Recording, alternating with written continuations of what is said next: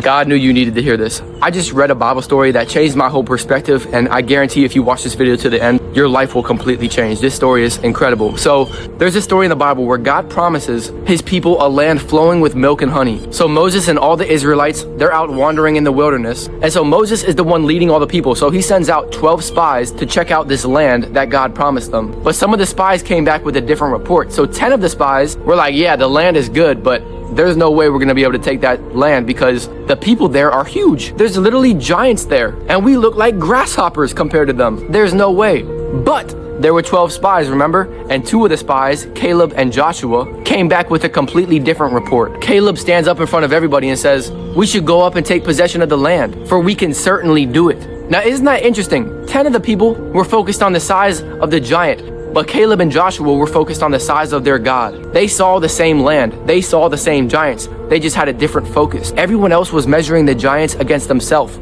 But Caleb and Joshua were measuring the giant against God. And that's God math. And I like God math because nothing we face is bigger than God. But here's what's crazy. All the Israelites, all of God's people believed the bad report instead of the good report. And God was like, okay, cool. You don't want it? You're not going to get it.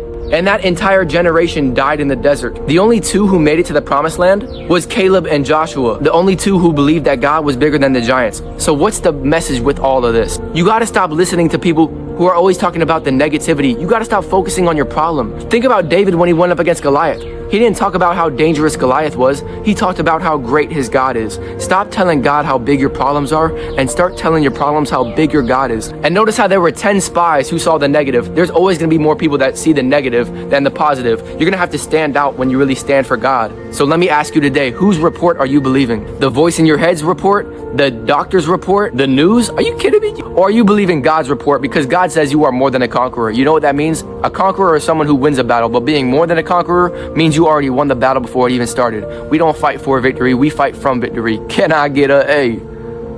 Man.